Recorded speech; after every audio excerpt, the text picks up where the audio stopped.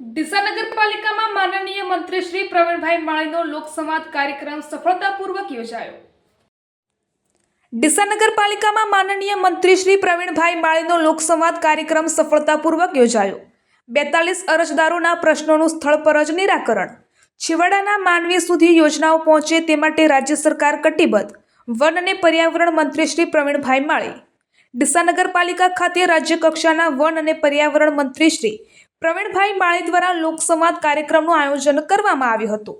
આ ઉપરાંત ડીસા ખાતે રાજ્ય કક્ષાના મંત્રીશ્રીના વરદ હસ્તે ફિઝિકલ મોડલ ટીપીનું પણ ઉદ્ઘાટન કરવામાં આવ્યું હતું। આ લોકસંવાદ કાર્યક્રમ દરમિયાન નગરપાલિકા તથા ડીસા તાલુકાના શહેરી અને ગ્રામ્ય વિસ્તારોમાંથી આવેલા કુલ 42 અરજદારોના પ્રશ્નો રૂબરૂ સાંભળી સ્થળ પર જ તેના નિરાકરણ માટે પ્રયત્નો કરવામાં આવ્યા હતા।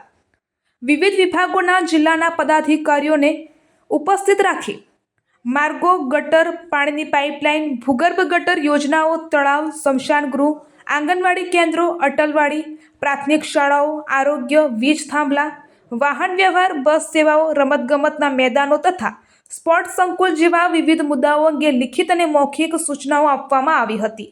રાજ્ય કક્ષાના મંત્રી શ્રી પ્રવીણભાઈ માળીએ અરજદારોને શાંતિપૂર્વક અને લાગણીસભર રીતે સાંભળી હૃદયપૂર્વક આવકાર આપ્યો હતો અને તમામ પ્રશ્નોનું યોગ્ય નિરાકરણ લાવવામાં આવ્યું હતું। જ્યાં વહીવટી મંજૂરીની જરૂર હતી ત્યાં સંબંધિત વિભાગોને તાત્કાલિક કાર્યવાહી કરવા સૂચન કર્યું હતું।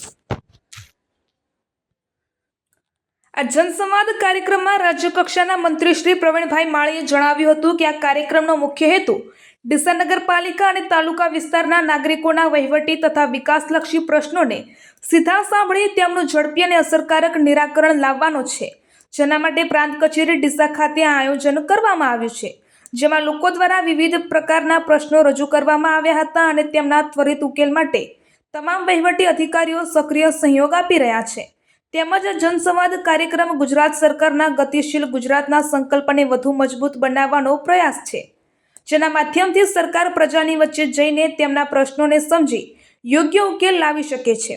મુખ્યમંત્રીશ્રીનો ઉદ્દેશ છે કે છેવાડાનો માનવી પણ સરકારની તમામ યોજનાઓનો લાભ લઈ શકે અને આ યોજનાઓ દ્વારા લોકોનું જીવન સુખ, સમૃદ્ધિ અને વિકાસમય બને।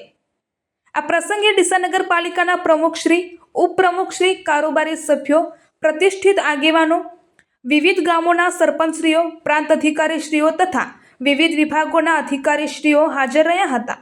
લોકોએ ઉત્સાહભેર ભાગ લઈ લોકસંવાદ કાર્યક્રમને સફળ બનાવ્યો હતો।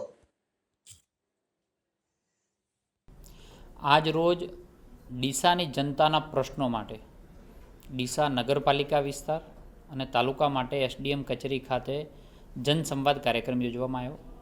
વિવિધ લોકોના વિવિધ પ્રશ્નો, એ ચાહે વહીવટી પ્રશ્નો હોય કે વિકાસના કામોના પ્રશ્નો હોય, તે માટે આજે જનસંવાદ યોજવામાં આવ્યો, જેમાં મોટી સંખ્યાની અંદર લોકો આવ્યા।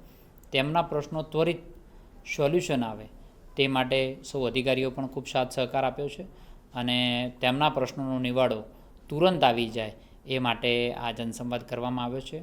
આ પહેલ રાજ્ય સરકારની જે ગતિશીલ ગુજરાતનો જે સંકલ્પ છે તેને આગળ વધારવા માટે અને જનતાના પ્રશ્નો જલ્દી નિરાકરણ થાય તે માટે આ જનસંવાદ કાર્યક્રમ યોજવામાં આવ્યો છે।